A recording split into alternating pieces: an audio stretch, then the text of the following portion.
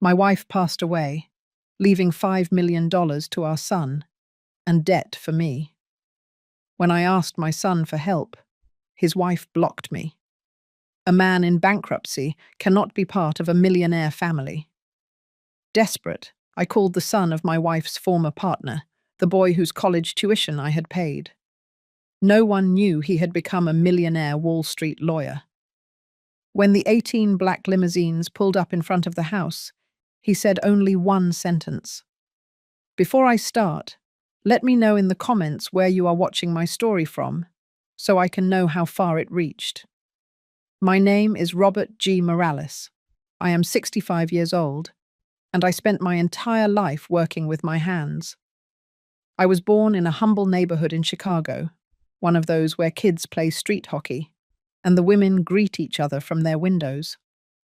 My father was a bricklayer, and my mother sold sandwiches on the corner of our house. Since I was a kid, I learned that in this life, nobody gives you anything for free, that everything is achieved with effort and dedication. At 18, I met Helen at a neighborhood party. She was the prettiest girl I had ever seen, with those honey-colored eyes and that smile that lit up any room. It was hard for me to win her over because I had nothing more to offer her than my desire to get ahead. But she liked something about me. Or maybe she saw that I was a man of my word. We got married 2 years later in a simple ceremony at St. Michael's Church, with a band we paid for with contributions from all our friends and a party in her parents' backyard. The early times were tough, but we were happy with little. Helen and I rented a small apartment in Queens with 2 bedrooms and a little kitchen where there was barely room for the 2 of us. I worked in construction with a friend of my dad's, hauling sacks of cement and learning the trade from the bottom up. Helen worked as a secretary in a government office. She earned little, but it was a steady income that helped us pay the rent and the groceries. 1 year after we were married, Andrew, our only son, was born. I perfectly remember that day at the General Hospital, when the nurse handed him to me wrapped in a light blue blanket, and I felt like my heart was going to leap out of my chest. I promised him right there, even though he couldn't understand me, that he would never lack anything, that I would work double or triple so that he would have a better life than mine. And I kept that promise, or at least I thought I did, for many years. When Andrew was 5 years old, my partner Louis and I decided to venture out and start our own construction business. Louis was a smart guy, always with new ideas, and I was good with my hands and with dealing with people. We pooled our savings, which wasn't much, and started doing small jobs, fixing houses, painting facades, laying floors. Helen quit her job to help us with the administrative part. She kept the accounts in an old notebook and answered the phone we installed at home. The first few years were crazy. We worked Monday through Sunday, from sunup until sundown. Andrew grew up seeing his dad come home covered in cement and his mum surrounded by paperwork. On weekends, when he was 8 or 9, we would take him to the job sites so he could help us with simple things, so he could see what it cost to earn a living. He would complain sometimes, saying his friends went off to play while he had to be there with us. But I would explain to him that was life, that working as a family was what would get us ahead. Things slowly began to improve. We got bigger contracts, building entire houses, remodeling commercial buildings. By the time Andrew started junior high, we already had 5 full-time employees and a pickup truck with the company name painted on the sides. Helen and I felt proud to see how that dream we started at the kitchen table was becoming something real. But to truly grow, we needed capital, so we made the most risky decision of our lives. We mortgaged the house we had bought years before, a modest little house in the Valley Glen neighborhood that was our greatest pride. The bank lent us a good amount, and with that, we bought machinery, hired more people, and started bidding on government projects. Those were years of great stress. I barely slept, thinking that if something went wrong, we would lose everything.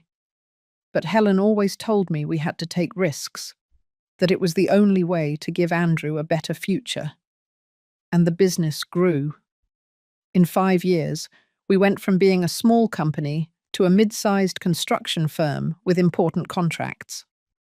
Andrew was in high school by then. He was a smart kid, though a bit lazy.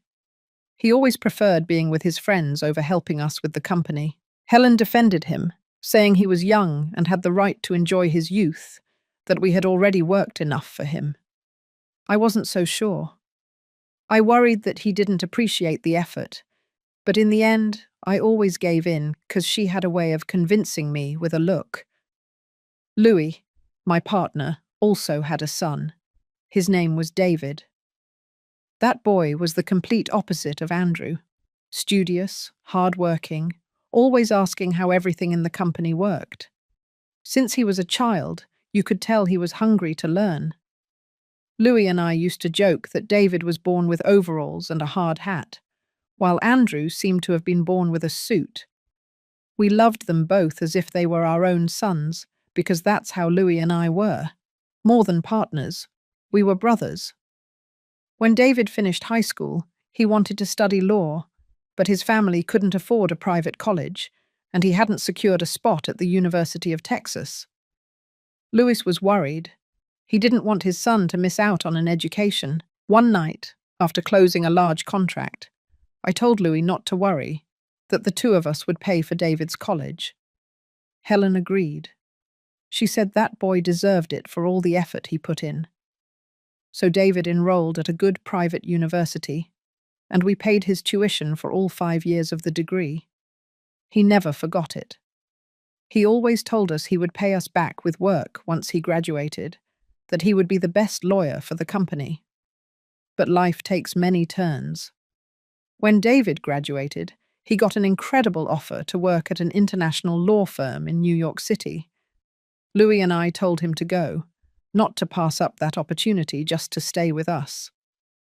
He left with the promise of returning someday, and although we wrote to each other occasionally, the years passed, and each of us followed our own path. Andrew studied business administration. He graduated without much trouble, though not with honours either.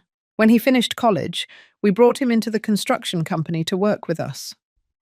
Louis and I were already thinking about eventually retiring. We wanted the next generation to take over the business. Andrew quickly learned the numbers and contracts side of things, though he never liked getting his hands dirty at the job sites like I did. He preferred to be in the office, in meetings with clients, managing the accounts. Helen said that was good, that times had changed and that now business was handled from a desk, not from a construction site. I wasn't completely convinced, but I couldn't complain either. The company kept growing, and Andrew seemed to have a good eye for business. It was at one of those client meetings that Andrew met Paula. She worked for a public relations firm that helped us secure government contracts. The first time I saw her, I didn't like her. I don't know why. She was a beautiful woman, well-dressed, one of those who speaks eloquently and knows exactly what to say at every moment. But there was something in her eyes, a coldness that I didn't like. Helen welcomed her, saying she was polite and came from a good family. Paula was from Beverly Hills. Her father was also a businessman, one of those people who is visibly wealthy from a mile away. Andrew was fascinated with her from day one. Within 6 months, they were engaged, and a year later, they married in a huge wedding in a Santa Barbara garden that cost a fortune. Helen was happy to see her son married. I tried to be too, although that strange feeling never left me. After the wedding, things started to change in the family. Paula convinced Andrew that they needed a house in a better area, that the neighborhood where we lived was no longer appropriate for their status. They moved to a mansion in Bel Air, a huge house with a pool and a garden that I never could have afforded even in my best years. Andrew started to change too. He became more distant, always busy with social commitments, dinners with investors, business trips. Helen justified everything by saying that was modern business, that we had to adapt. But I watched as my son drifted away. as Paula molded him into her image. Visits to our house became less and less frequent. When they did come, Paula would subtly complain about everything, that the house was too small, that the neighborhood was too ugly, that we didn't have this or that. Helen tried to please her, but I could see how much it hurt her. Then came the grandchildren, two beautiful boys born a year apart. Their names were Sam and Matthew. Helen was overjoyed. She wanted to see them all the time, but Paula always made excuses. The children had swimming lessons. They had a pediatrician appointment. They were too busy. When she finally let us see them, it was for short periods and always with her supervising, as if we had some contagious disease. I bit my tongue for Helen's sake, because I knew that if I complained, she would suffer more. My wife adored those children and would do anything to see them, even endure Paula's snubs. The business continued to do well for years. Louis and I grew old working, but we never regretted it. When I turned 60, I decided to start slowing down, leaving more responsibility to Andrew. Louis had died 2 years earlier from a heart attack. Losing my partner, my brother, left me devastated. His share of the company went to his family, but we eventually bought it so that everything would be in the Morales family's hands. Helen and I had a comfortable life. We weren't millionaires, but we didn't lack anything either. We had paid off the house and had money in the bank. The company was running smoothly. We planned on traveling, on enjoying our retirement years together after so much work. But life had other plans. 2 years ago, Helen started feeling unwell, tired with aches and pains that nothing would cure. At first, we thought it was just age, the normal wear and tear, but when she went to the doctor, they found advanced cancer. It felt as if the world was falling down around me. My Helen, the woman I had shared over 40 years with, the one who always had a smile, even in the most difficult times, was sick. The doctors said there were treatments, chemotherapy, options, but that it was complicated. A battle began that lasted almost 2 years, going in and out of hospitals.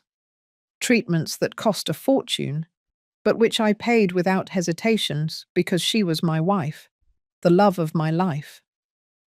Andrew would come to the hospital sometimes, but less and less often. He always had excuses. Too much work, the kids, commitments. Paula hardly ever showed up. She said hospitals gave her anxiety. Helen justified him, saying she understood that they were busy. But I saw the sadness in her eyes, that her son wasn't there when she needed him most. The medical expenses began to accumulate. The insurance covered some, but there were special medications, experimental treatments we had to pay for out of pocket. I started using the savings. Then I had to take money out of investment accounts. Helen begged me not to spend so much, that she was old and it wasn't worth it. But I couldn't stop trying. She was my wife. I was going to fight for her until the very last moment.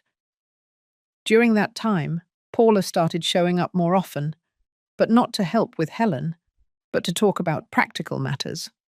She said we needed to organize paperwork, that we needed to protect the assets, that with Helen's illness, we had to take legal precautions.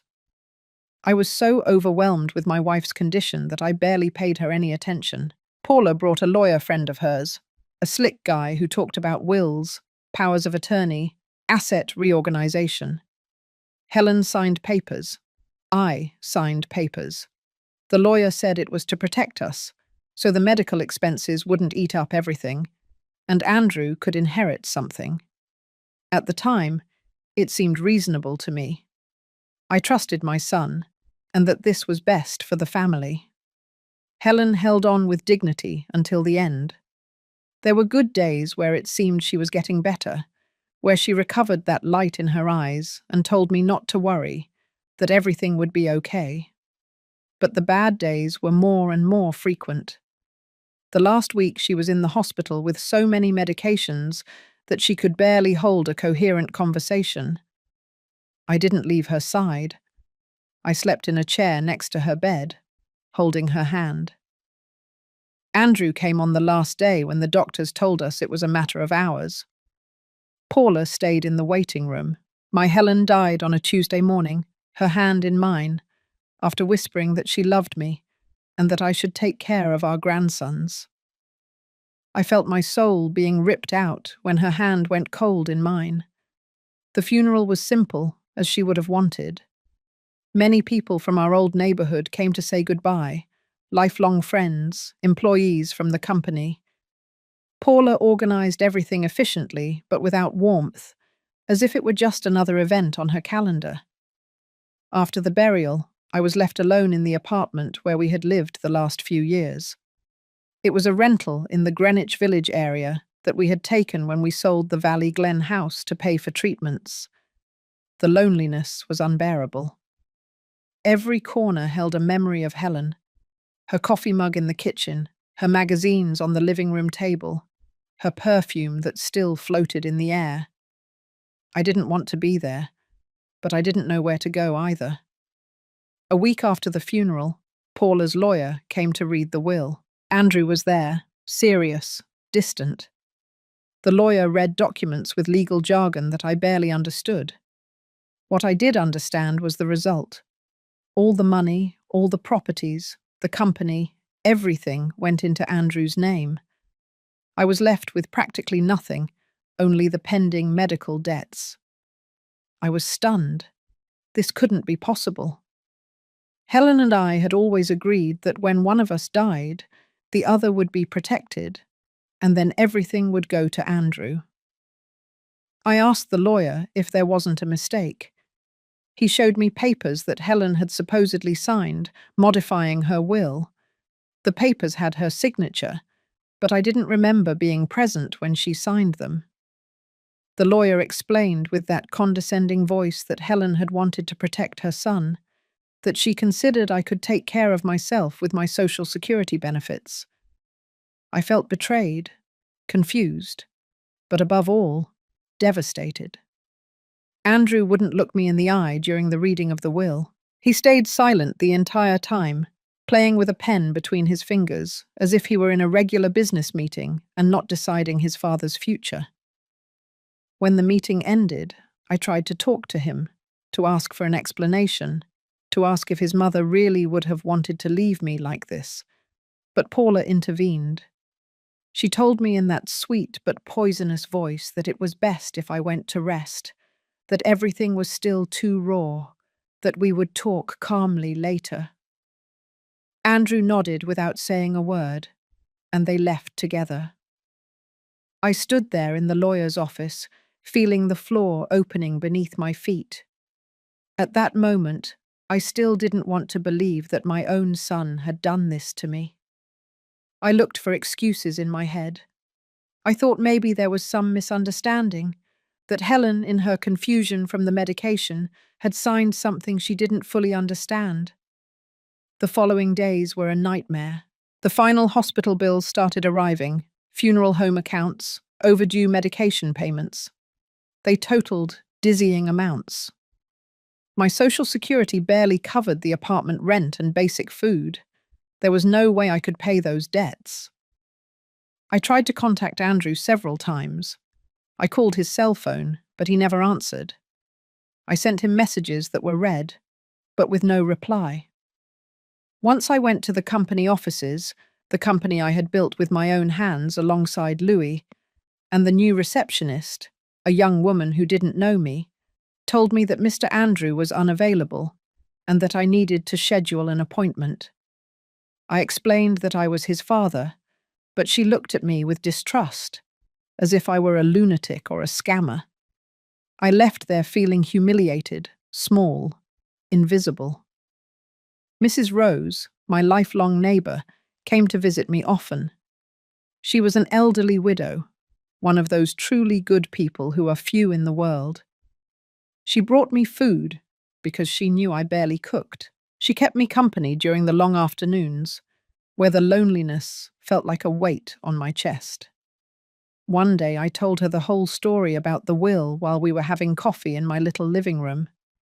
She remained silent for a moment, shaking her head disapprovingly, and then told me that it wasn't normal, that after so many years of marriage, I should have been protected. She told me that when she was widowed, she had inherited everything from her husband precisely to be secure in her old age, that that was what happened in real marriages. Her words made me think. Mrs. Rose was right. Something didn't add up. Helen never would have left me like that, unprotected with debts, depending on a miserable pension. She knew me. She knew I was too old to start over from scratch, that my health wasn't the best after so many years of heavy work. I started remembering those last few months in more detail. Paula's visits to the hospital with the lawyer, the quiet conversations they had with Helen when I went out to stretch my legs or get a coffee. Helen was heavily medicated during those days. Sometimes she didn't even recognize me. Other times she spoke of things that made no sense, confusing the past with the present. The doctors had explained to me that it was normal for the strong painkillers and the illness itself to affect her clarity. I remembered that on several occasions, Paula had put papers in front of Helen to sign, telling her they were hospital authorizations or company paperwork that urgently needed her signature. I trusted that my daughter-in-law was helping. It never occurred to me that she could be taking advantage of the situation. I also remembered that they had made me sign documents.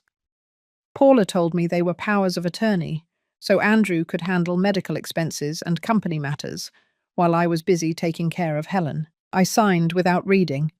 I was emotionally devastated. The only thing that mattered to me was that my wife didn't suffer. One afternoon, Mrs. Rose asked me about David, Louis's son. I told her he had gone to New York City years ago, that he was a successful lawyer there. She told me I should call him, that maybe he could review the will papers, find something strange. At first I resisted. I didn't want to bother David with my problems. Besides, I was embarrassed to admit that my own son had left me destitute. But the more I thought about it, the more sense it made. David owed me a lot. I had paid for his entire college education. I had treated him like a son. If anyone was going to help me without judging me, it was him. I started searching through the old boxes I had stored in the closet, papers from years ago, photos, memories of better times. I found the album where Helen kept the photos from David's college graduation. There we were, Louis, Helen, David, and me, all smiling, proud. At the bottom of a box, I found a business card David had given me when he got the job in New York City. It had his phone number and email address. It took me 2 days to gather the courage to call him. I was afraid he wouldn't remember me, or worse, that he would remember but wouldn't care. One night, after tossing and turning about it, I dialed the number. It rang several times, and just as I was about to hang up, I heard his voice. David was surprised to hear from me. We hadn't spoken in years. I told him Helen had died. He was quiet for a moment, and then offered his condolences, his voice cracking. He told me she had been like a second mother to him. Then, with a broken voice, I told him the whole story. The will, the debts, how Andrew had turned his back on me, how I was about to lose the apartment. David listened without interrupting, and when I finished speaking, there was a long silence on the other end of the line. I thought maybe he regretted answering, that he would politely say goodbye, and I would never hear from him again. But then he said something that gave me a little hope. He told me that what I was telling him didn't sound legal, that no will in Mexico left the surviving spouse completely unprotected, and that there had to be irregularities. David asked me not to sign anything else. No documents, no agreements with banks or creditors. He told me he would investigate from New York City, that he had contacts in Mexico who could help him review official documents. He asked if I had copies of the will papers. I told him yes. The lawyer had left me some copies that I hadn't even read completely because I didn't understand the legal language. David asked me to scan them and send them to him via email. I didn't know how to use those things, but Mrs. Rose helped me. We went to an internet cafe in the neighborhood, and she asked the boy working there to help us. We sent the documents that same afternoon. David also asked me how much I needed to survive while he investigated. I told him that enough for the apartment rent and a little for food and medicine was enough, that I didn't want to take advantage. He insisted, telling me that he owed everything to me and his father, that if it weren't for us, he would be working any old job instead of being a lawyer at an international firm. The next day, I received a bank transfer that left me speechless. It was enough to pay 3 months of rent and live comfortably while we waited. I cried when I saw the money in my account, not because of the amount, but because someone, even from so far away, had remembered me. 2 weeks passed during which I lived in constant anguish, waiting for news from David. I kept trying to contact Andrew without success. I felt like a ghost, as if I had ceased to exist for my own son. The collectors from the hospital and clinics called every day. Some threatened lawsuits, with seizing the little I had left. I told them to stay calm, that I was resolving the situation. But the truth was, I didn't know if David would find anything, or if I would simply have to accept that my life had ended at 65. Late one night, David called me. His voice sounded different, excited, angry. He told me he had found something big, that he needed me to fly to New York City to explain everything in person and plan what we were going to do. I told him I didn't have the money for such a trip. He interrupted me, saying not to worry, that he would send me the plane ticket and pick me up at the airport. I was going to take my first plane trip in years, my first trip without Helen, and I was doing it to fight for what was mine. The flight was strange, uncomfortable. I never liked flying, and doing it alone made it worse. I spent the hours looking out the window, thinking about everything that had happened, how my life had changed so much in so little time. When I arrived at the JFK airport in New York City, I felt completely lost. Everything was huge, full of people rushing everywhere, announcements in English that I didn't understand. David was waiting for me at the exit. He recognized me immediately, even though I had aged a lot since we last saw each other. We hugged. He squeezed me tightly, and I felt his voice break. He told me he was so sorry for everything that was happening, that we were going to fix it. Once in his car, driving through those streets full of towering buildings, he asked me how I was really doing. I told him the truth, that I felt finished, betrayed, old, and tired.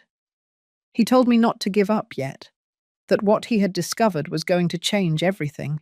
We arrived at his apartment, a modern place in a high-rise building with a view of Manhattan. It was so different from my little apartment in the village that I felt out of place. David lived alone. He explained that he had gotten divorced a couple of years earlier, that work consumed all his time. That night, we had Chinese food that he ordered by phone, and we talked about general things. His father Louis, the old days at the construction company, Helen.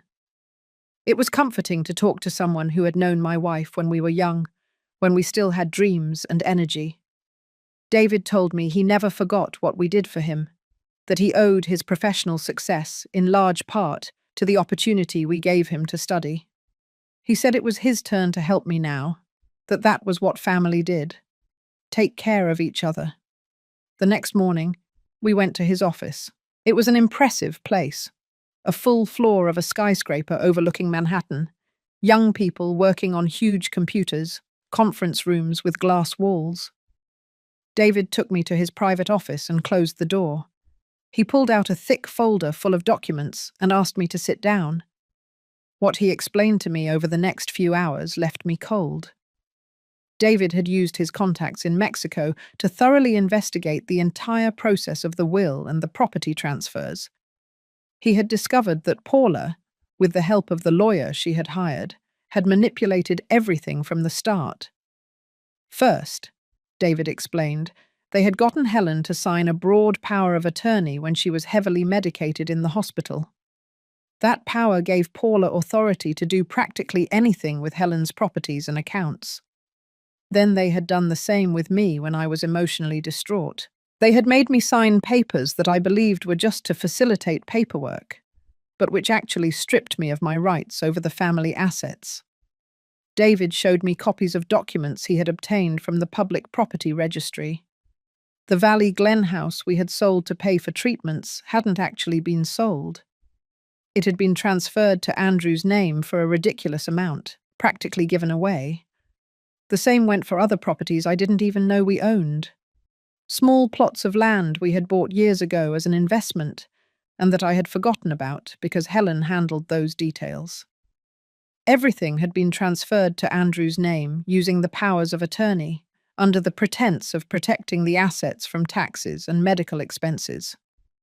David explained that this type of movement wasn't illegal if done with informed consent, but in our case, it was clear that neither Helen nor I were in a condition to give that consent. Helen, because she was under the effects of strong medications that affected her judgment, and me, because I was in a state of emotional shock due to my wife's illness. But the most important thing, David told me with eyes bright with indignation, was that he had found Helen's original will. He explained that in Mexico, wills are registered in a general archive, and he had requested an exhaustive search. He found 2 wills from Helen. The first one, made 10 years earlier, laid everything out fairly, most of the assets for me as her husband, a significant portion for Andrew, everything clear and transparent.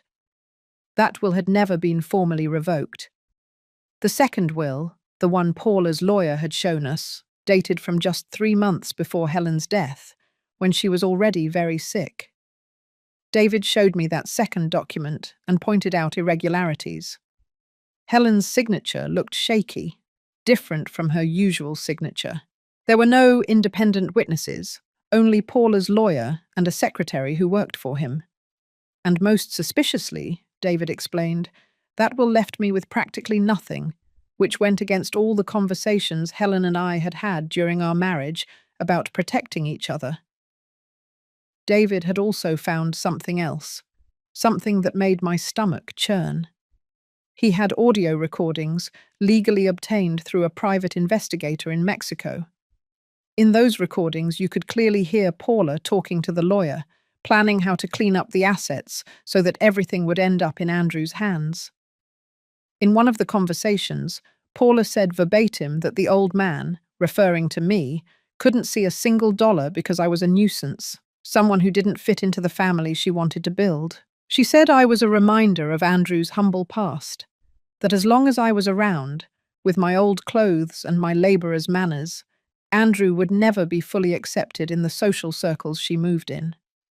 The lawyer replied in the recordings that they had to be careful, that these things could go wrong if they weren't done properly, but Paula insisted. She said Helen was so ill that she would sign anything, and that I was so desperate that I wouldn't check anything carefully.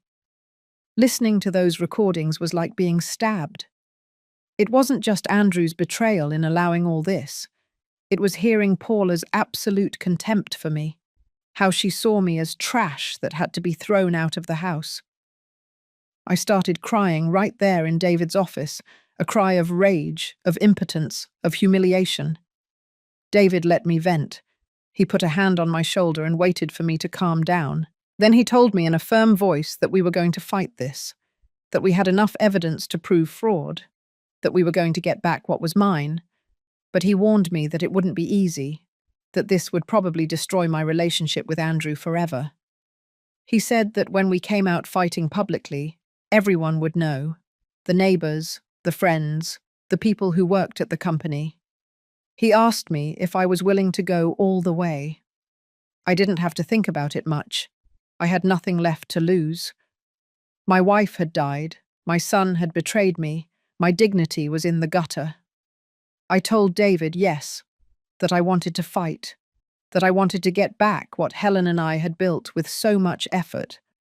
But above all, I wanted the truth to be known, for people to know what kind of person Paula was, and for Andrew to see the consequences of letting himself be manipulated by her. David nodded and began to explain the plan. First, we would gather all the necessary documentation, get certified copies of the original will, of Helen's medical records, proving she was not in a condition to make decisions, and of the suspicious property movements. Then we would file a formal lawsuit with a judge in Mexico requesting the annulment of the second will and the revocation of all property transfers made under the fraudulent powers of attorney. And finally, when we had everything ready, we would confront Andrew and Paula directly.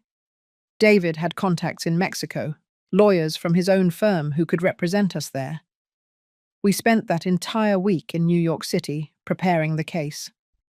I felt useless, not understanding many of the legal things that were discussed. But David explained everything to me patiently. He told me that my role was important, that I was the key witness, the one who could testify about Helen's condition, about how Paula had manipulated the situation. He made me practice my statement over and over. He taught me to remain calm when they asked me difficult questions, not to let myself be provoked. We also talked about Andrew. David asked me if I thought my son knew everything Paula had done, or if he had been fooled too. I told him honestly I didn't know. I wanted to believe Andrew hadn't been fully aware of everything, that Paula had manipulated him too. But that image of him at his door when I came to ask for help, looking through the glass but not coming out to defend me, that image told me he did know, that he had chosen money and comfort over his own father. I returned to Mexico with a strange feeling, a mix of fear and determination. David would come 2 weeks later, when all the legal documents were ready and the lawsuit had been filed. In the meantime, I had to continue with my normal life, without raising suspicion. I shouldn't contact Andrew or let him know we were investigating. It was hard to keep the secret. Mrs. Rose noticed that something had changed in me, that I didn't look so defeated anymore. I told her part of what was happening. She was very happy. She told me that finally there would be justice. The collectors kept calling, but now, when they called, I told them with more confidence that everything would be resolved soon, to be patient. Some mocked me. They said that was what all debtors said. But I knew that this time was different.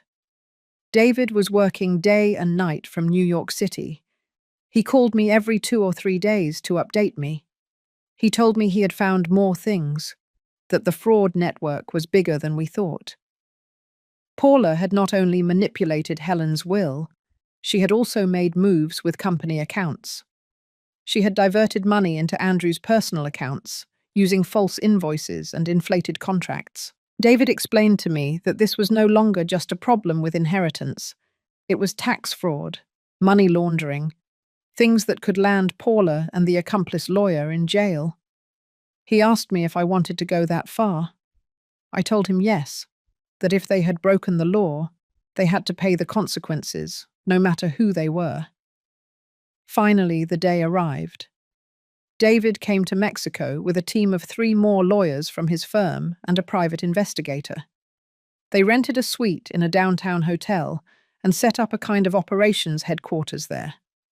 I went to meet with them. I felt important for the first time in months, like I was part of something again, like my opinion mattered.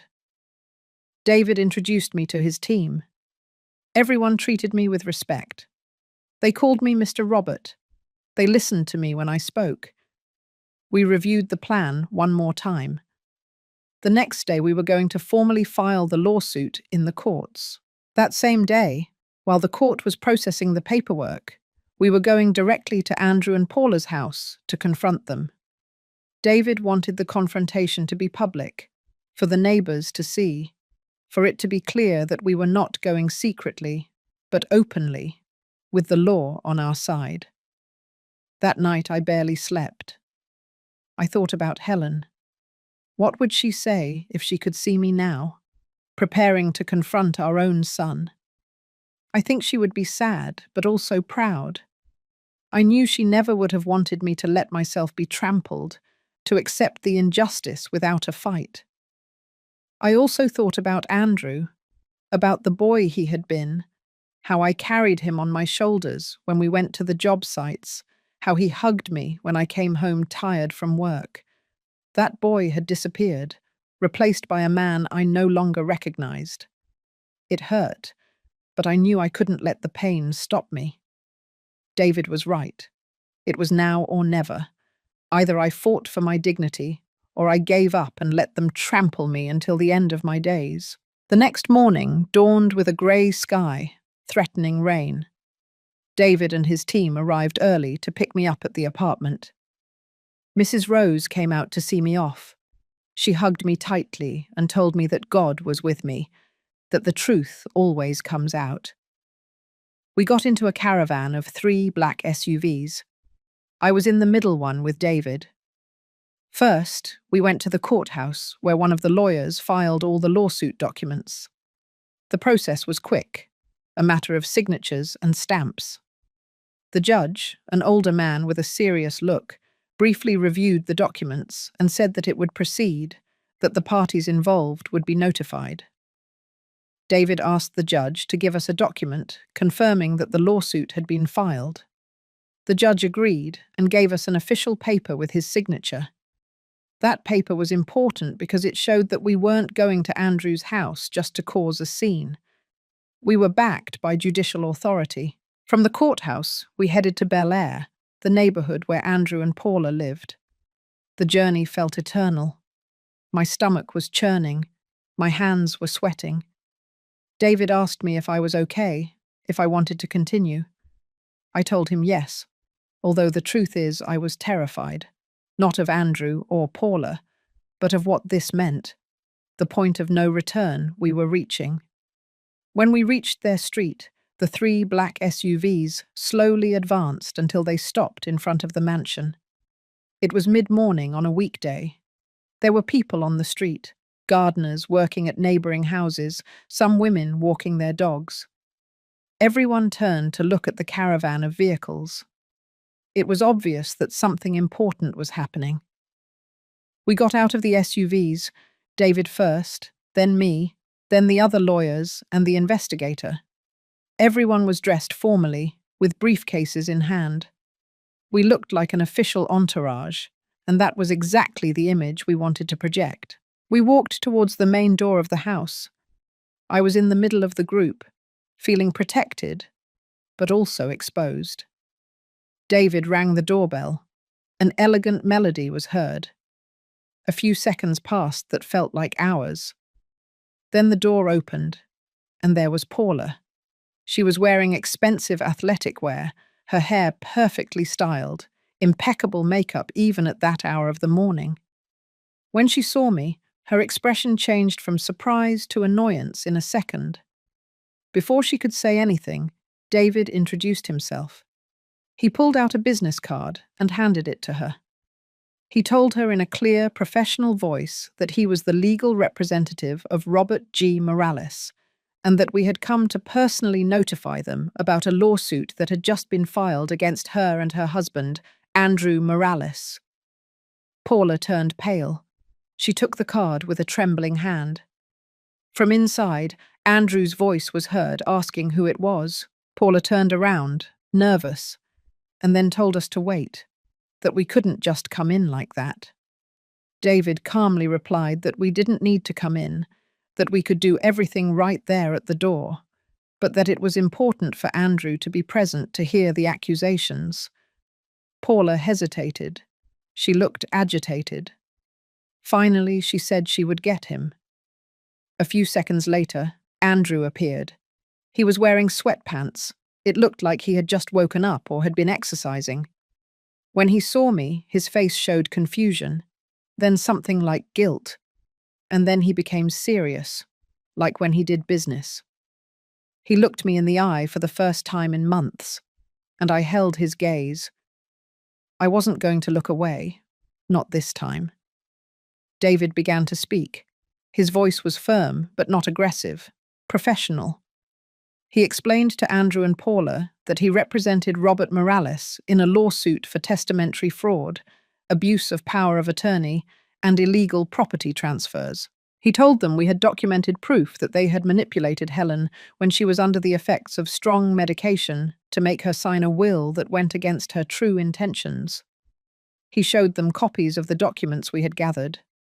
Helen's original will, the medical records, the suspicious property transfers. Andrew tried to interrupt several times, but David raised his hand and asked him to let him finish. He told him that we also had evidence of irregular financial movements in the company, that there were indications of tax fraud and money laundering. Paula exploded. She started yelling that everything was a lie, that I was a bitter old man who couldn't accept that his son had been successful, that everything they had was earned through work. David let her vent, and then, calmly, he took out a small audio player. He asked her if she wanted to hear something interesting. He pressed play, and from the speakers came Paula's voice, clear and unmistakable, saying that the old man couldn't see a single dollar, that he was a nuisance who didn't fit into her family. The accomplice lawyer was also heard talking about how to manipulate the documents. The silence that followed was absolute. Even the neighbors who had approached to peek remained silent. Paula was frozen, her mouth open, speechless for the first time since I had known her. Andrew looked at her with an expression I couldn't interpret.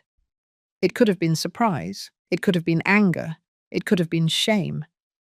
David continued, relentless. He told them that the lawsuit had already been filed, that they would receive the official notification from the court in the coming days, that we had enough evidence to win the case, and that we were asking for the complete annulment of the fraudulent will, the reversal of all property transfers, and compensation for moral and economic damages. He also informed them that we had sent copies of all the evidence to the tax authorities and the public prosecutor's office, and that they could face criminal charges. Paula tried to recover. She pointed her finger at me and screamed that I was an ingrate, that after all Andrew had done for me, I was coming to attack them, that I was a disgraceful father. Her voice was full of venom, of that contempt she had always felt toward me, but which was now coming out unfiltered. David was unfazed by Paula's attack. He simply replied in a calm voice that everything she was saying was being recorded, that there were witnesses present, and that her words only confirmed the contempt for her father-in-law that we already had documented in the previous recordings. He suggested she get a good lawyer, because she was going to need one. Paula realized she had put her foot in her mouth, that her emotional outburst had exposed her in front of everyone. She tried to backpedal, changed her tone, and told Andrew to go inside the house, that this needed to be resolved in private. But it was already too late. The damage was done. Neighbors were murmuring among themselves. Some were taking out their cell phones to record. The perfect image that Paula had so carefully maintained was crumbling before her eyes. Andrew finally spoke. His voice sounded tired, defeated. He asked me if this was true, if I really believed he had stolen from me. I looked him squarely in the eye and told him yes, that the evidence didn't lie, that he had allowed his wife to manipulate his dying mother to dispossess me of everything. I told him that what hurt the most wasn't the money or the properties, but that he had been there, watching me be humiliated, watching the door shut in my face when I came asking for help, and had done nothing. I reminded him of that day when Paula had treated me like trash at his door, and he had been on the other side of the glass, hearing everything, and had chosen not to come out and defend me. I asked him what his mother would have thought if she had seen that, if she had seen how he treated his own father. Andrew looked devastated. He tried to say something, but the words wouldn't come out. Paula pulled him by the arm. She told him not to say anything else, not to admit anything without a lawyer present. But Andrew shook her off roughly. It was the first time I had seen him physically contradict her. He stood there, looking at me, and I saw tears in his eyes. He told me he was sorry, that he didn't know things had gone so far, that Paula had told him everything was legal, that it was to protect the family assets. David intervened and told him that ignorance of the law was no excuse, and that if he really didn't know anything, then he had to cooperate with the investigation, hand over documents, and testify against Paula and the corrupt lawyer. He told him that was his only chance to save something of his relationship with his father and to avoid more serious criminal consequences. Paula erupted again, this time against Andrew.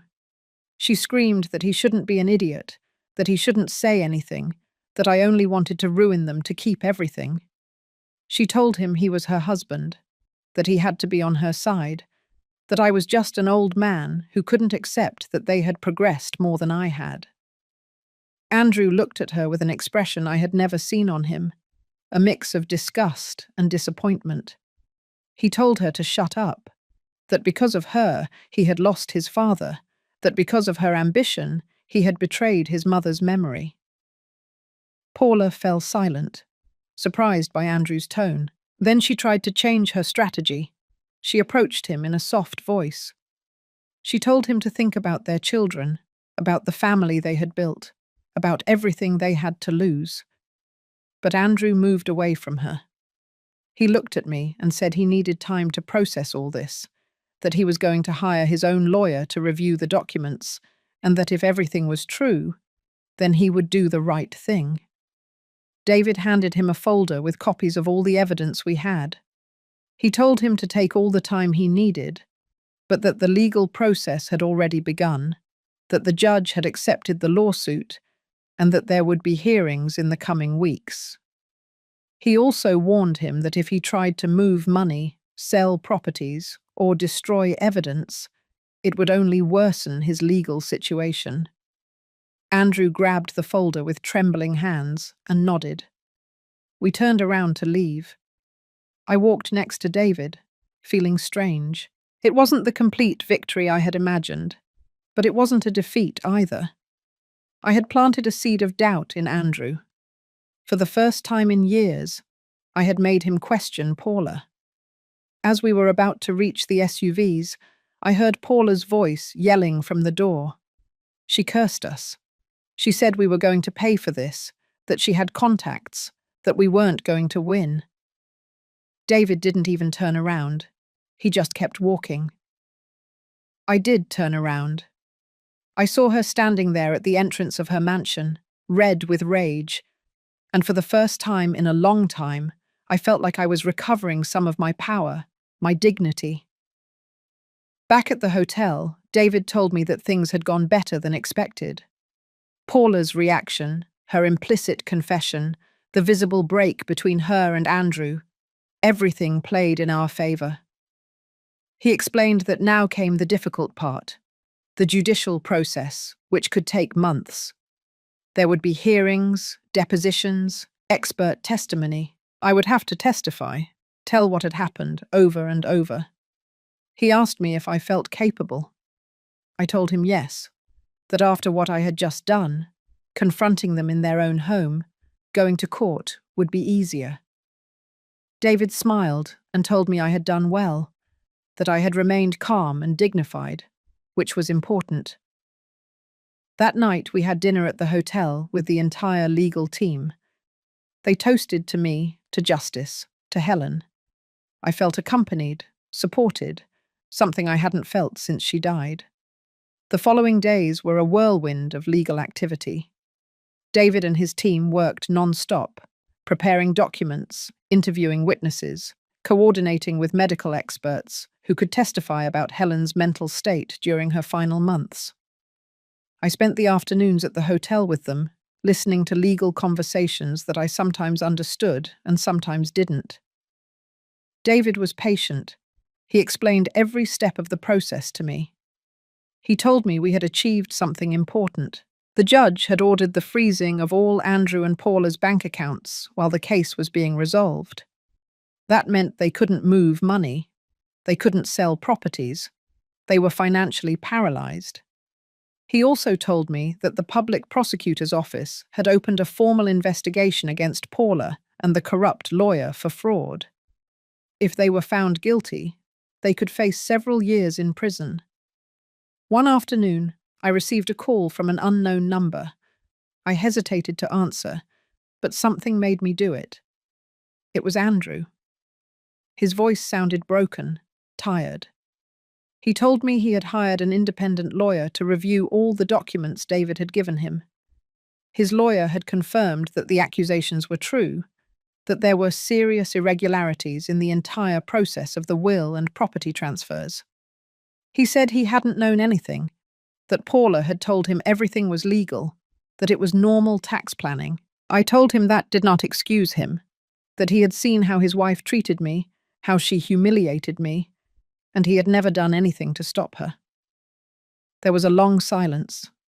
Then he told me I was right, that he had been a coward, that he had chosen comfort and money over his own father. He asked me if there was any way to fix this, if we could talk without lawyers involved. I told him it was too late for that the damage was done, that I couldn't simply forget months of suffering, of humiliation, of feeling abandoned.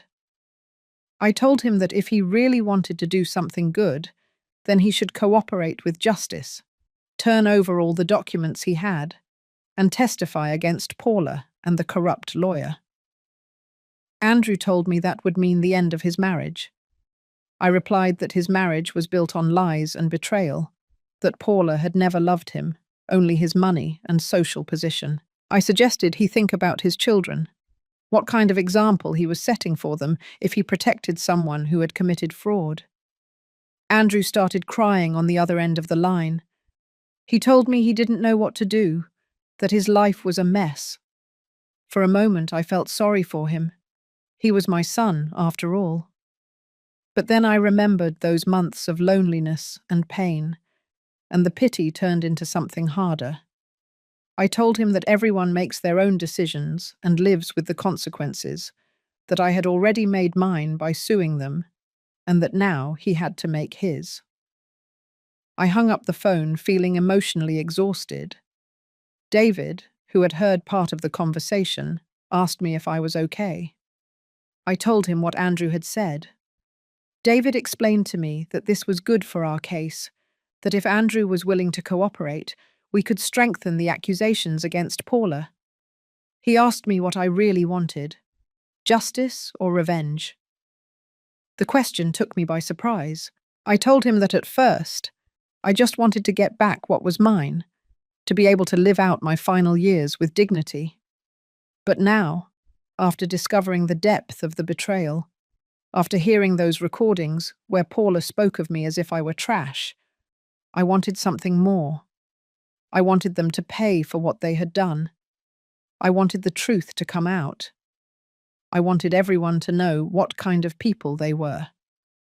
The official court notification arrived at Andrew and Paula's house the following week.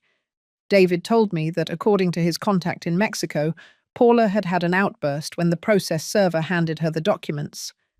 She had tried to slam the door in his face, but the server, accustomed to this type of situation, had been persistent. Now there was no turning back. The legal process was officially underway. Paula hired one of the most expensive law firms in Los Angeles, people who specialized in defending the rich and powerful. David was not intimidated. He told me that having expensive lawyers didn't mean they were right, that the evidence spoke for itself. Paula's lawyers presented a response to the lawsuit where they denied everything. They claimed the will was legitimate, that Helen had been in full possession of her faculties when she signed it, that the property transfers had been legal, and that I was an opportunist seeking to take advantage of my wife's death to take money from my son. Reading that response enraged me. How dare they say I was the opportunist? How dare they use Helen's memory that way? David calmed me down. He told me it was a normal legal strategy, that they always denied everything at first. He assured me that when we presented the medical evidence, the recordings, the testimonies of the doctors who treated Helen, their argument would collapse under its own weight. The first hearing was scheduled for a month later. David prepared me intensively for that day. He made me practice my statement. He taught me to answer difficult questions without getting upset, to maintain composure, even if Paula's lawyers tried to provoke me. He told me it was important for the judge to see me as a dignified victim, not as a bitter old man seeking revenge. On the day of the hearing, I put on the only suit I owned, an old one I used for special occasions. Mrs. Rose came to see me off early in the morning. She straightened my tie and gave me a big hug. She told me to go forward with the truth, that God protected the righteous. David picked me up at the hotel, and we went to the courthouse together. It was a big, old building downtown, full of people coming and going, lawyers with briefcases, families waiting in the hallways. We went up to the third floor, where the courtroom of the judge handling our case was located. Andrew and Paula were already there with their legal team. She was dressed elegantly as always. He was in a dark suit and looked like he hadn't slept in days. When they saw me enter, Paula shot me a look full of hatred. Andrew lowered his gaze. He couldn't meet my eyes.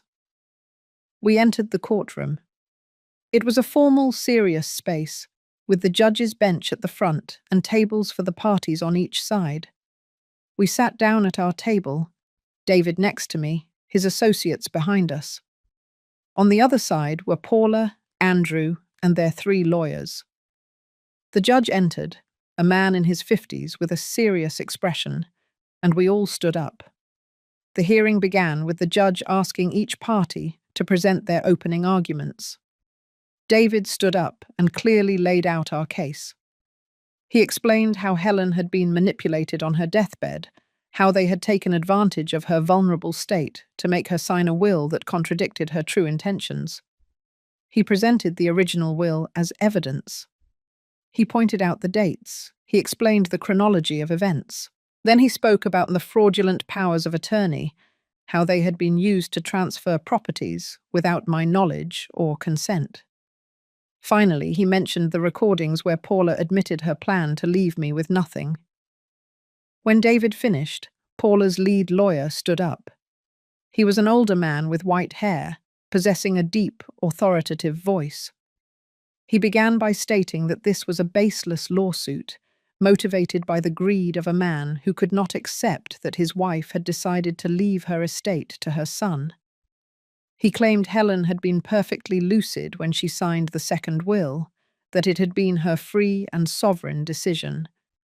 He argued that the supposed irregularities in the property transfers were actually common legal strategies for estate planning, and regarding the recordings, he said they had been illegally obtained and taken out of context, proving nothing. I tensed up listening to him. He sounded convincing, professional. But David squeezed my arm, calming me. He whispered not to worry, that it was all smoke and mirrors. The judge listened to both parties without interruption. Then he asked us to present the documentary evidence. David began pulling out folders, handing certified documents to the judge. Helen's original will, certified by the public registry. The hospital medical records showing the medications Helen was receiving, including strong opioids that affected judgment. Sworn statements from the doctors who treated her, confirming that in her final weeks, she was not in a condition to make important decisions. Copies of the property transfers showing they had been made on consecutive days, all signed with the same shaky handwriting. The judge reviewed each document carefully, taking notes. Paula's lawyers also presented their evidence, including the second will they defended as legitimate, statements from the notary who had certified that will, and company papers showing the property transfers were duly recorded. Then came the time for testimony. The judge called me to the stand. I walked forward, feeling exposed, vulnerable. The judge asked me to swear to tell the truth. I swore. David approached and began to ask me questions. He asked me about my marriage to Helen. How many years had we been together? How had we built our assets? I told him our story from when we met until we started the company. He asked me about Helen's illness. What was that process like? My voice broke as I recalled. I had to drink water to continue. I told him about the treatments, the expenses, how Paula had started showing up with the lawyer, the papers they made us sign. David asked me if I had understood what I was signing. I told him not really, that I was emotionally devastated, that I trusted my daughter-in-law was helping. He asked me if Helen was in a condition to understand what she was signing. I told him definitely not, that there were days when she didn't recognize me, when she talked about things that made no sense. Then it was the turn of Paula's lawyer to cross-examine me. He stood up with a smile I didn't like. He started by asking me about my education. How many years had I gone to school? I told him I had only finished the 8th grade. He asked me if I knew how to read complex legal documents. I told him no. Very well. He asked me if I had consulted with my own lawyer before signing the powers of attorney. I told him no, that I didn't think it was necessary. I could see where he was going with this. He was trying to make me look like someone incapable of handling his own affairs. He asked me if it wasn't true that Helen had always handled the administrative side of the business because I didn't understand paperwork. I told him that was true, but that it didn't mean she would have wanted to leave me with nothing. He asked me how I could be so sure of Helen's intentions if, according to my own statement, she was confused in her final days. I told him because I knew her for over 40 years, because we had talked 1,000 times about what would happen when one of us was gone, because I knew she would never have left me unprotected. The lawyer insisted. He asked me if it wasn't true that Andrew had worked hard at the company, that he had earned his inheritance. I told him yes, that my son had worked, but that didn't justify dispossessing me of everything. He asked me how much money a man my age really needed to live if my social security wasn't enough. That question infuriated me. I replied that it wasn't about how much I needed, it was about justice, that my wife and I had built that estate together, that it was my right to receive what was due to me. The lawyer smiled as if he had achieved what he wanted, as if my anger proved something. David objected. He said the lawyer was harassing the witness. The judge agreed and asked Paula's lawyer to change his line of questioning. The lawyer continued, now asking me about my relationship with Andrew. He asked me if we were close. I told him we used to be, but that he had distanced himself in recent years. He asked me if I was resentful of that distance. I told him I was sad, but that I understood, that people change. He asked me if it wasn't true that I had never gotten along with Paula. I told him I tried to get along with her, but that she had always made me feel inferior. He asked me if I could give specific examples. I started telling him about the snubs, the derogatory comments about our house, about our neighborhood, about how we lived. The lawyer interrupted me and said those were just my perceptions, that they proved nothing. David objected again. He said the lawyer was arguing instead of asking. The judge sustained the objection.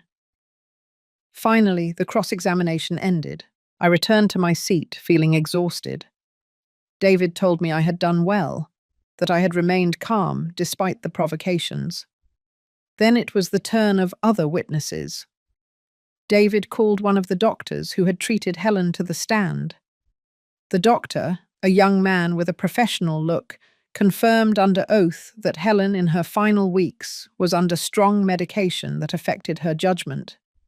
He said it was common practice in palliative medicine not to ask patients to make important decisions while they were on those medications. Paula's lawyers tried to discredit his testimony by asking if he had been present when Helen signed the will. The doctor said no, that he could only speak about her general condition during that period. Then David presented the recordings. The audio technician who had processed them testified about their authenticity. He confirmed that the voices belonged to Paula and the corrupt lawyer. The judge listened to the recordings in the courtroom. You could clearly hear Paula saying that I couldn't see a single dollar, that I was a nuisance, that they had to clean up the assets. When the playback finished, the silence in the room was absolute. I looked toward Paula's table. She was pale, her fists clenched. Andrew had his head in his hands, as if he couldn't bear to listen anymore. Her lawyers looked worried, whispering among themselves. The lead lawyer tried to argue that the recordings were taken out of context, that they were private conversations illegally obtained. David replied that they had been legally obtained by a licensed private investigator, that they did not violate any privacy laws because they were made in semi-public spaces, and that the context was clear.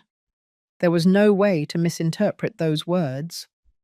The judge adjourned the session, saying he would review all the evidence presented and would convene a new hearing in 2 weeks to hear the closing arguments.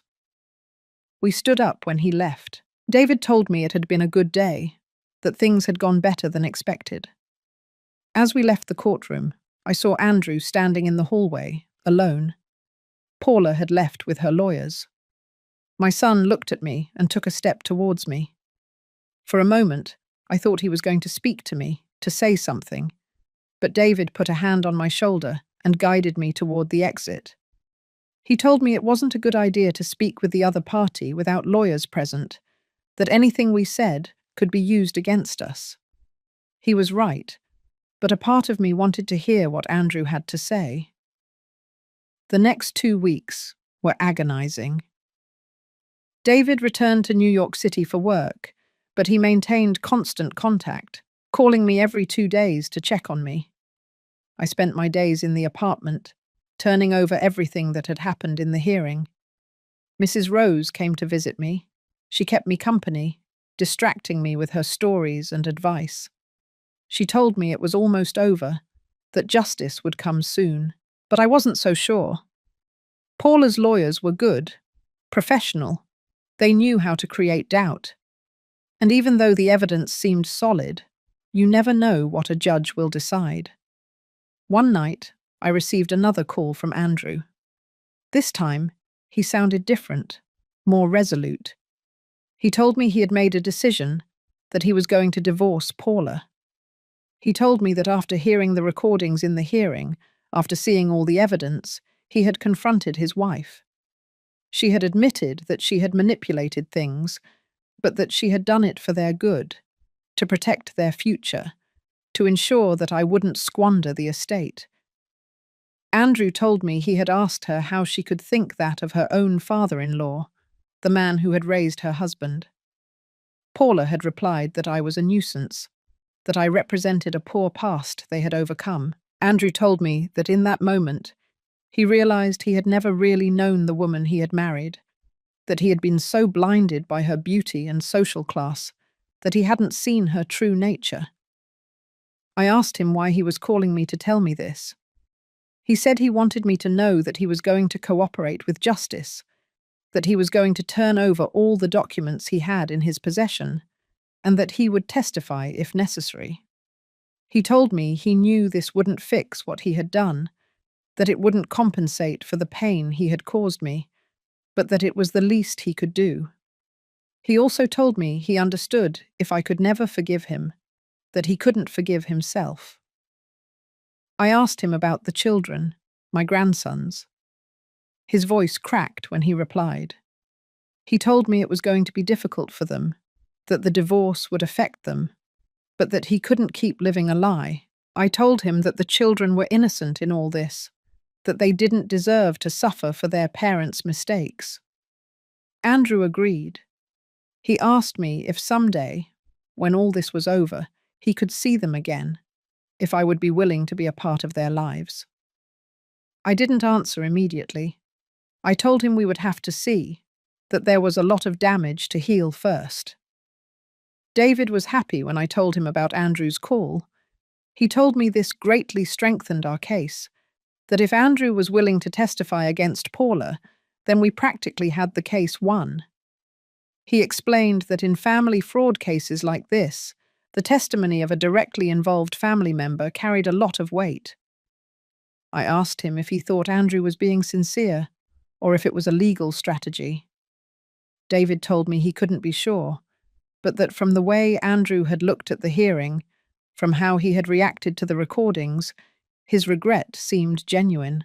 He warned me not to let my guard down, to continue with the case as if Andrew were still part of the opposing side, but to accept his cooperation if it came with real documents and testimony.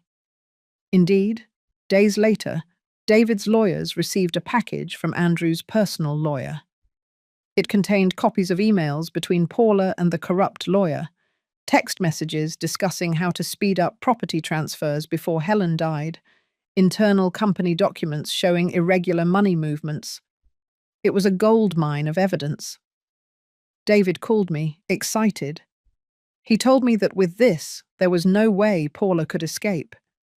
He also told me that the public prosecutor's investigation against Paula and the lawyer had advanced, that they had issued arrest warrants for both of them. Paula had been arrested the night before. She was in pre-trial detention while the criminal process unfolded.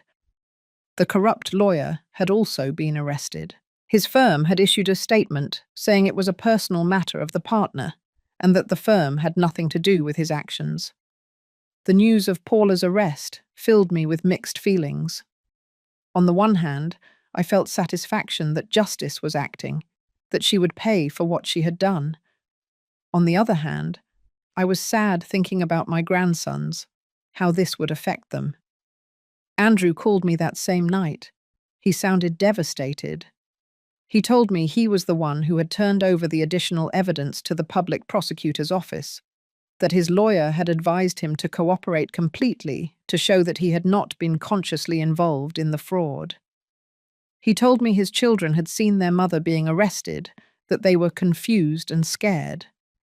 I suggested he tell them the truth in an age-appropriate way, so they would understand that their mom had done bad things and had to face the consequences. But that didn't mean she didn't love them. The closing arguments hearing arrived faster than I expected. This time, the atmosphere in the courtroom was different. Paula was not there, obviously. She was still detained.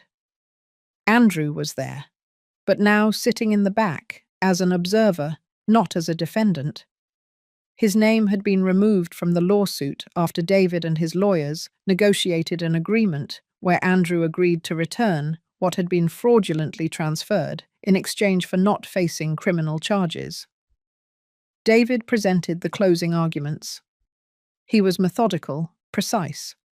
He reviewed every piece of evidence, every testimony, every document. He explained how everything fit together to prove a clear pattern of fraud and manipulation. He asked the judge to annul the second will, to reinstate Helen's original will, to order the return of all properties and money that had been fraudulently transferred, and to award me compensation and for moral damages. Paula's lawyer, now only defending her since Andrew had separated from the case, presented his closing arguments, but it was clear he was in a weak position.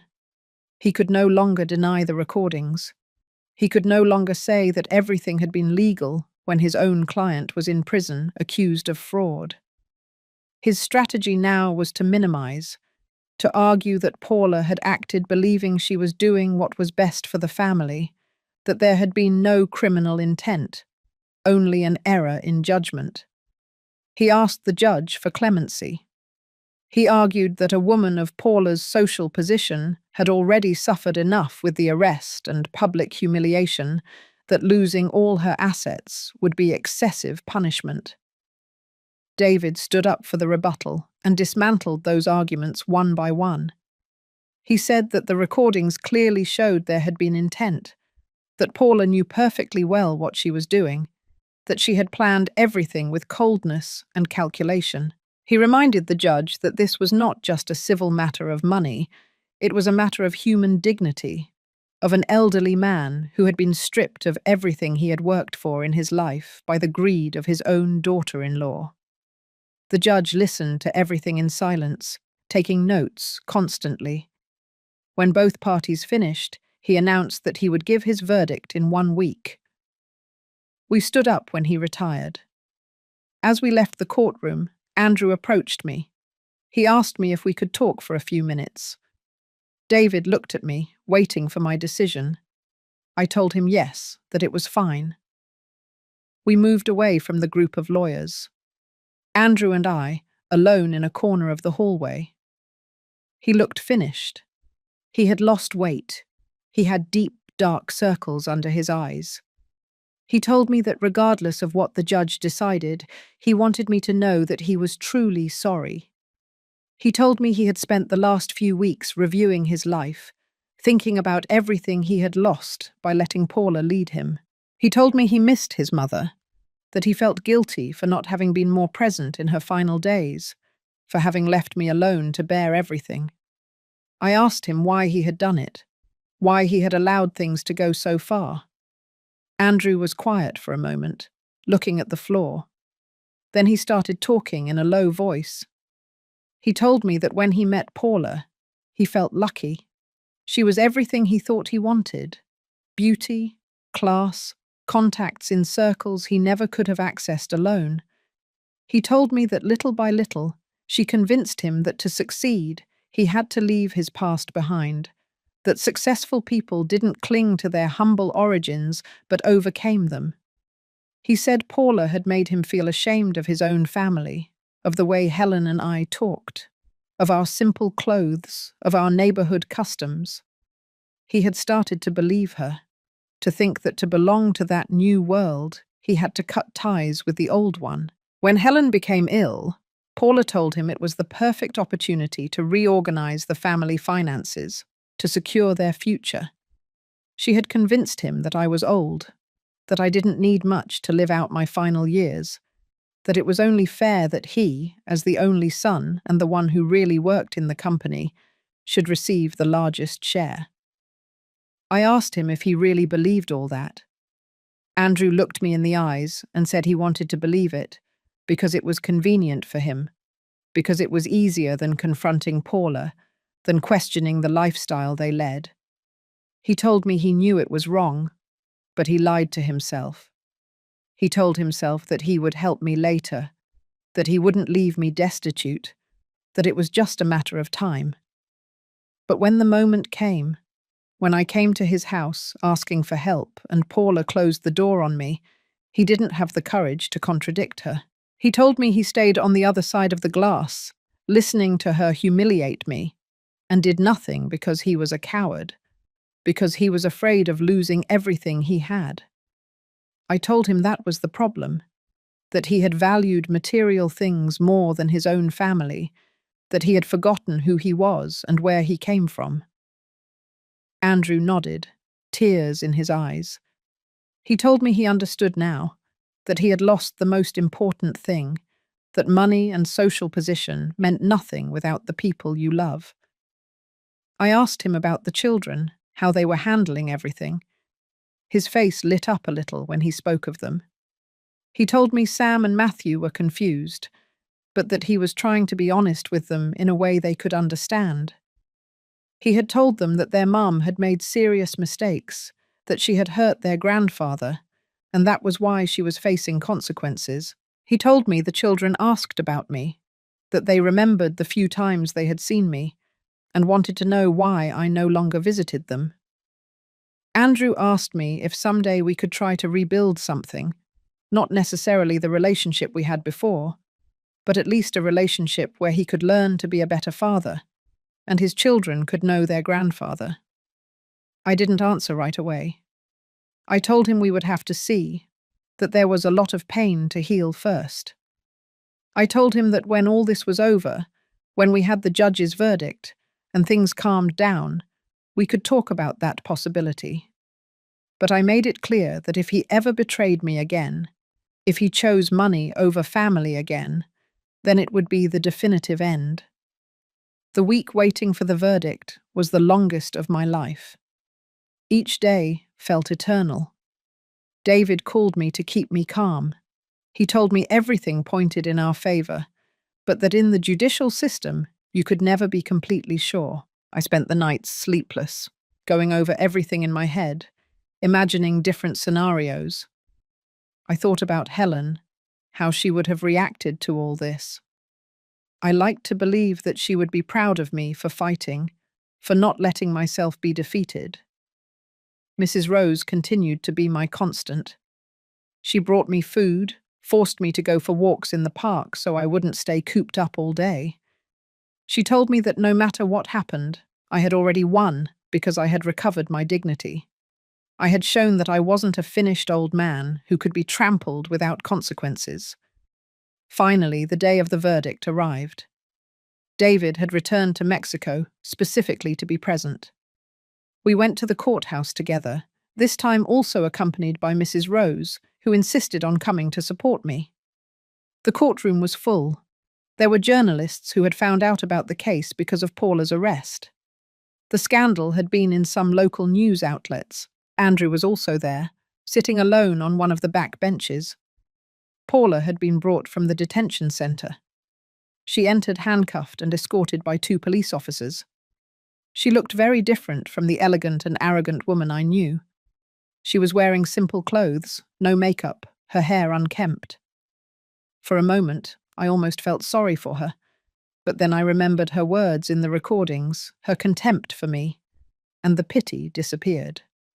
The judge entered, and we all stood up. He sat down, arranged some papers in front of him, and began to speak. His voice was clear and firm. He started by summarizing the case, reviewing the arguments of both parties, the evidence presented. Then he proceeded to analyze each element of the lawsuit. First, he spoke about the will. He said that after reviewing all the medical evidence, the doctor's testimonies, and the circumstances under which the second will was signed, he had concluded that Helen Morales was not in full possession of her mental faculties when she signed it.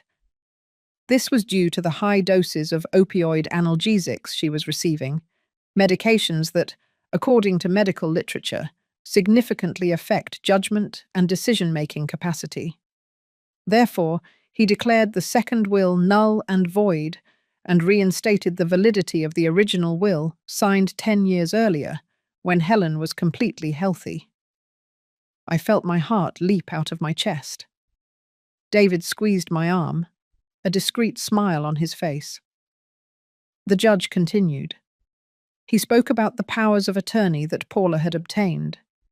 He said that while the documents were technically in order, the circumstances in which they were obtained constituted abuse and exploitation of vulnerable persons. He cited the emotional state I was in, the testimony of neighbors and acquaintances who confirmed that I was devastated and not in a condition to fully understand the implications of what I was signing. He declared those powers of attorney invalid, and consequently, all transactions and transfers that had been made under those powers invalid. He ordered that all properties that had been transferred to Andrew Morales's name be returned to the estate that belonged to me according to Helen's original will. The judge was not finished. He spoke about the audio recordings. He said that although this type of evidence could be questionable in some cases, in this particular case, the recordings clearly showed a pattern of fraudulent and premeditated conduct. Paula's words left no doubt about her intentions to dispossess me of my rights. The judge said verbatim that the evident contempt and cruelty in those recordings demonstrated that this had not been a simple error in judgment or a bad family decision, but a deliberate plan to appropriate the assets of a vulnerable family. Then he spoke about moral damages.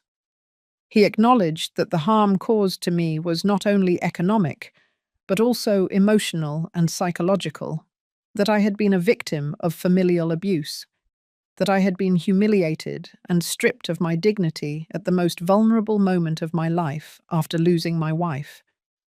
He ordered that I be compensated with an additional amount for these moral damages. Finally, the judge addressed the criminal matters. Although those were being handled in a separate process by the public prosecutor's office, the judge said that this civil court strongly recommended that the full weight of the law be applied against Paula Morales and the notary who had participated in the fraud. He said that this type of abuse against vulnerable elderly people could not go unpunished, that it was the responsibility of the judicial system to protect the elderly from predators, even when those predators were members of their own family. When the judge finished reading his verdict, he struck the gavel and declared the session closed. The silence in the room broke with murmurs. Journalists started taking notes frantically. Some ran out to report the news. David hugged me, congratulating me. The other lawyers on his team shook my hand, patted me on the back. Mrs. Rose was crying with happiness. She hugged me tightly and told me we had done it, that Helen, from heaven, was smiling. I was in shock. I couldn't fully process what had just happened. I had won. After months of suffering, of humiliation, of feeling defeated, I had won. Not only had I recovered my estate, not only had I proven that I was right, but the judge had validated my pain, had publicly acknowledged that I had been a victim of terrible abuse. I looked toward where Paula was. She was pale, looking at the floor. Her lawyers were talking to her, but she seemed not to be listening. The police took her back to the exit, handcuffed, defeated. I searched for Andrew with my eyes. I found him still sitting on his bench, his face in his hands. I don't know if he was crying, but his shoulders were trembling. We left the courthouse surrounded by journalists. David had prepared a brief statement that he read in front of the cameras. He said this was a case of justice, that it demonstrated that the Mexican legal system worked when it came to protecting the most vulnerable. He said he hoped this case would serve as a precedent for other elderly people who were being abused by their own families, so they would know they could fight, that they were not alone. Reporters asked me questions. They wanted to know how I felt. I simply told them I felt relieved, that all I had sought was justice, not revenge, and that I was grateful the system had listened to me. David quickly pulled me away from the cameras. He said that was enough exposure for one day. We went to celebrate at a quiet restaurant near the courthouse. David, his team, Mrs. Rose, and me. They ordered wine. They toasted the victory. I didn't drink much, but that night I made an exception. I felt a mixture of emotions, joy for having won, but also sadness for everything I had had to go through to get there, for the family that had been destroyed in the process. David asked me what I was going to do now. I told him honestly I didn't know, that everything had happened so fast that I hadn't had time to think about the future. He explained that in the coming weeks, the property transfers back to my name would be processed, that the bank accounts that had been frozen would be unlocked, and that I would also receive the compensation for moral damages that the judge had ordered. He told me that economically I would be fine, better than I had been in years. But he warned me that now came the difficult part, deciding what to do with my life, how to rebuild after all this. That night, back in my apartment, I sat in the living room looking at the old photos of Helen I had on a shelf. I spoke to her as if she could hear me. I told her we had won, that her memory had been vindicated, that the will she truly wanted had been reinstated. I asked for her forgiveness for taking so long to realize the betrayal, for not having better protected her legacy. I promised her that I would use the estate we had worked so hard to build wisely, that I wouldn't let it be wasted. And I promised her that, even though it hurt, I would try to keep a door open for Andrew and the children, because I knew she would have wanted the family to somehow stay together. The following days were filled with bureaucratic procedures. David and his lawyers accompanied me to sign documents, to register the properties back in my name, to open new bank accounts. It was surreal to see those amounts of money, those deeds with my name on them. After months of living on the bare minimum, of worrying about every dollar, suddenly I had more than enough to live comfortably for the rest of my days. But money couldn't bring back Helen, couldn't erase the months of suffering, couldn't fully repair the relationship with my son. David helped me hire a trustworthy CPA to manage my finances. He explained that I should be careful, that I shouldn't make hasty decisions, that I should take time to decide what to do with everything. One afternoon, approximately 2 weeks after the verdict, Andrew showed up at my apartment. He knocked on the door softly. When I opened it and saw him standing there with a bouquet of flowers and a nervous look, I didn't know what to say. He asked if he could come in. I told him yes. We went into the living room. He sat down on the sofa where he had played so many times as a child. He put the flowers on the table. They were carnations, Helen's favorite flowers. He told me he had come to talk without lawyers, without intermediaries, just him and me. He told me the divorce process with Paula was underway.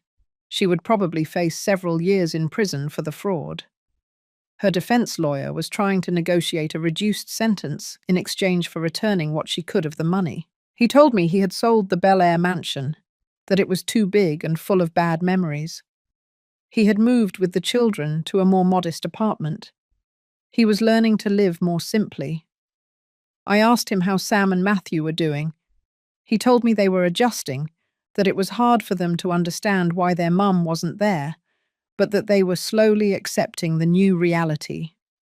He told me he had started therapy with them, that a child psychologist was helping them process everything.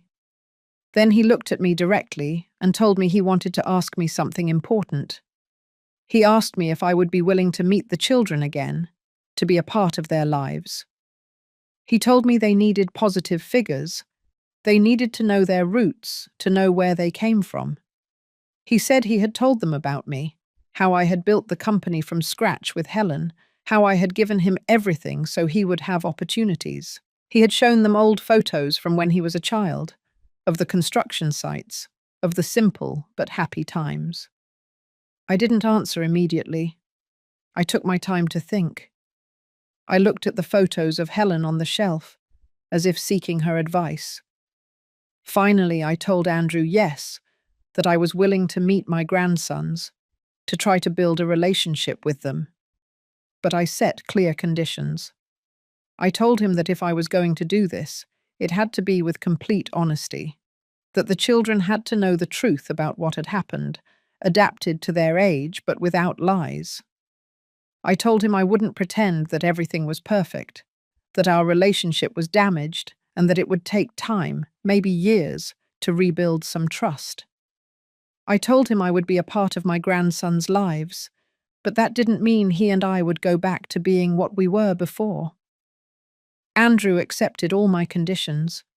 He told me he understood, that he didn't expect miracles, that he was just grateful for the opportunity. We agreed that the following week he would bring the children to visit me. Andrew left, and I stayed there thinking about what I had just agreed to. It was a big step, opening my heart again after so much pain. But I thought about Helen, how she adored those children, and I knew it was the right thing to do. The days before the visit, I spent preparing. I cleaned the apartment thoroughly. I bought toys appropriate for their ages. I prepared snacks I thought they would like. Mrs. Rose helped me. She told me I looked more excited than she had seen me in a long time. She was right. I was nervous, but also excited to truly get to know my grandsons, to be the grandfather I hadn't been able to be for the last few years. The day arrived. Andrew showed up with Sam and Matthew. Sam was 8 years old, Matthew 6. They were beautiful children, with features that reminded me of Helen and also of Andrew when he was little. They entered shyly, looking at everything with curiosity. I told them to come in, that this was their grandfather's house. Sam asked me directly if I was the grandfather their dad had told them about, the one who had built houses and buildings. I told him yes. That was what I had done all my life. Matthew, younger and more innocent, asked me if I was good or bad, because his mum had done bad things, and he was confused. The question completely disarmed me. I knelt down to be at his height and told him that I was his grandfather, that I loved them very much, even though I hadn't seen them often, and that I would always try to do the right thing. We spent the afternoon together. I showed them old photos of when Andrew was a child, photos of Helen, of the company in its beginnings. I told them stories of how their dad helped me on the job sites on weekends, of how their grandma Helen cooked for all the workers. The children listened, fascinated. They asked questions. They laughed at the anecdotes. At one point, Matthew climbed onto my lap and hugged me. He said I smelled like he imagined a grandfather should smell. I felt my eyes well up with tears, but I held them back. I didn't want to scare the children. Andrew watched us from a corner, with a mixed expression of sadness and hope. When it was time to leave, the children asked me to visit them again soon, that they wanted to hear more stories. I promised them yes. Over time, the children became more comfortable. They trusted me. They told me about their school, their friends, their fears and unease, and their dreams. I talked to them about values, about the importance of honest work, of respect for others. I tried to be the figure Helen would have wanted me to be for them. With Andrew, the relationship remained complicated. There were good days and bad days. Sometimes we managed to talk normally. Other times, the silence between us was heavy, loaded with everything that had happened. But we both made the effort for the children, and slowly, very slowly, something began to heal. Meanwhile, I had made important decisions about my future. After much thought, I decided I didn't want to stay in Los Angeles. There were too many painful memories, too many open wounds. With the recovered money and the properties sold, I had more than enough to start anew. I looked for options and found a small but beautiful house in a quiet town near San Diego. A place with good weather, kind people, peace. I bought it and started making plans to move. I wasn't making a definitive retirement. I still came to the city regularly to see the grandsons, but I needed a place that was mine, where I could build new memories without the weight of the past. I also made decisions about the company. I no longer had the age or energy to manage it personally. I hired a trustworthy professional administrator, someone recommended by David, to run it. Andrew no longer worked there. He had been removed from his position after the scandal, but the long-time employees, the ones who had worked with me since the beginning, were still there. I made sure their jobs were protected, that they had good working conditions. It was my way of honoring the legacy Helen and I had built, ensuring that the company would continue to be a place where people could earn a decent living. As for Paula, she received her final sentence a few months later. The judge in the criminal case sentenced her to 5 years in prison for fraud, plus the complete return of what she had stolen and a considerable fine. The corrupt lawyer received a similar sentence and was permanently disbarred from practicing his profession. Newspapers covered the case as an example of justice for seniors, victims of family abuse. I didn't feel particular satisfaction upon hearing the sentence, just a sense of closure, that everything was finally over. Paula tried to write me a letter from prison, asking for my forgiveness and that I intercede to have her sentence reduced. I didn't reply. There were things that couldn't be forgiven with a simple letter. The damage was too deep. David became more than my lawyer. He became my close friend, the family I had lost. We remained in constant contact. He came to visit me at my new house in the town when he could. He told me about his life in New York City, about the cases he was handling. I told him about my new quiet routine, the afternoons in the garden, the kind neighbors, the visits from the grandsons.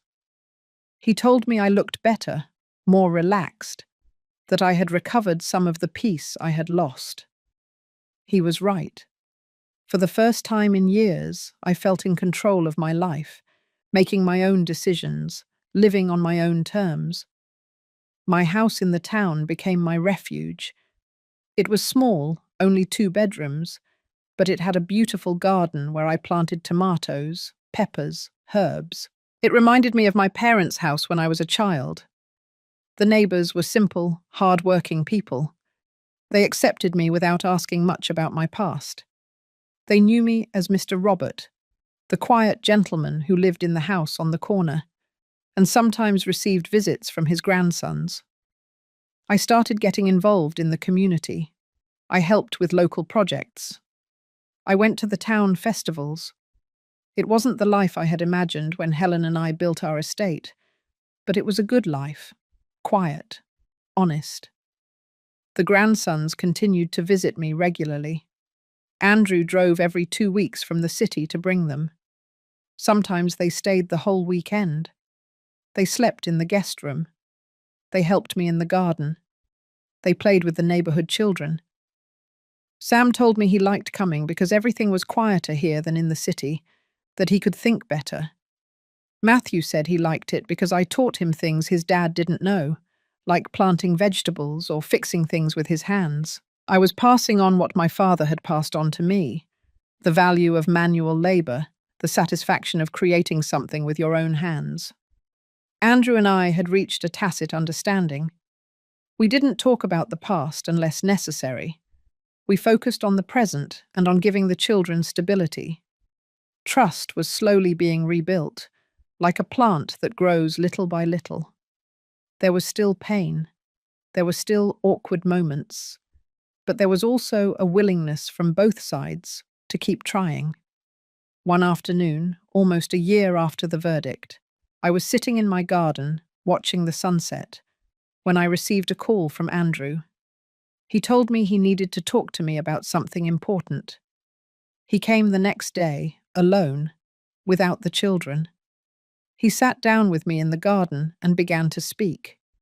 He told me he had been in therapy all this time, working to understand why he had made the decisions he did, why he had let Paula manipulate him. He told me his therapist had helped him see that he had always been afraid of not being enough, of not measuring up to what Helen and I had achieved. When he met Paula and she offered him a different world, a shortcut to acceptance and success, he took it without thinking about the consequences. He asked for my forgiveness again, but this time in a deeper, more sincere way. He apologized not only for what he had done, but for the person he had become, for having betrayed the values we had raised him with. I listened without interrupting. When he finished speaking, I remained silent for a moment, thinking about what to say. Finally, I told him I forgave him, not because what he had done wasn't serious, but because I had carried enough resentment and it was making me tired. I told him that forgiveness didn't mean forgetting, that the scars would remain, but that I was willing to move forward. I told him he had shown me with his actions over the last year that he was truly trying to change, to be a better father, a better person.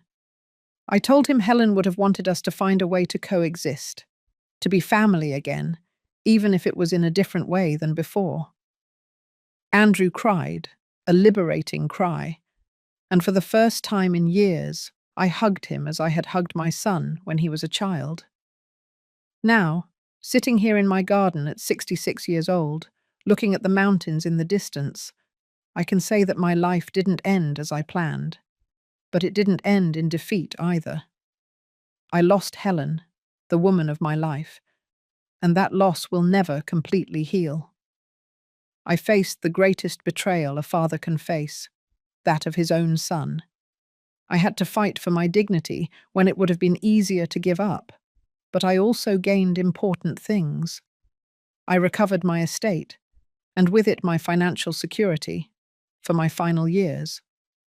I recovered my dignity. I proved to myself and to the world that I wasn't a finished old man, but someone with courage and strength. I recovered, albeit imperfectly, a relationship with my son, and I gained the opportunity to be a real grandfather to Sam and Matthew. I learned that family is not always what you think, that blood ties can be broken, but they can also be mended if there is willingness. I learned that it is never too late to fight for what is just, that age is no excuse for letting yourself be trampled. I learned that revenge does not bring peace, but justice does, that there is an important difference between the two. And I learned, above all, that you can start over at any age, that as long as there is life, there is an opportunity to write new chapters. David remains a fundamental part of my life, the son I chose, more than the one I got by blood. Mrs. Rose comes to visit me in the town sometimes. She says she likes the fresh air and my company. Andrew and I have a relationship that is not perfect, but it is honest, built on new and more solid foundations than the old ones. The grandsons give me joy and purpose. They remind me why it is worth continuing. And Helen, although no longer physically present, is still there in every decision I make, in every value I try to pass on, in every moment where I choose the right path over the easy one. This modest house in this quiet town is now my home. It is not the mansion Andrew and Paula had. It is not the multi-million-dollar company we built. But it is mine, bought with justice, inhabited with peace. Here I can rest, knowing that I did the right thing, that I honored Helen's memory, that I left a legacy of dignity for my grandsons. Here, between the mountains and the open sky, I found what I had lost in the midst of betrayal and pain: my peace, my dignity, and the certainty that in the end, truth and justice prevail. And with that, at 66 years old, I can say that I am ready for whatever comes next, to enjoy these remaining years knowing that I did not give up, that I fought until the end, and that I won not only in the courts, but in recovering my soul.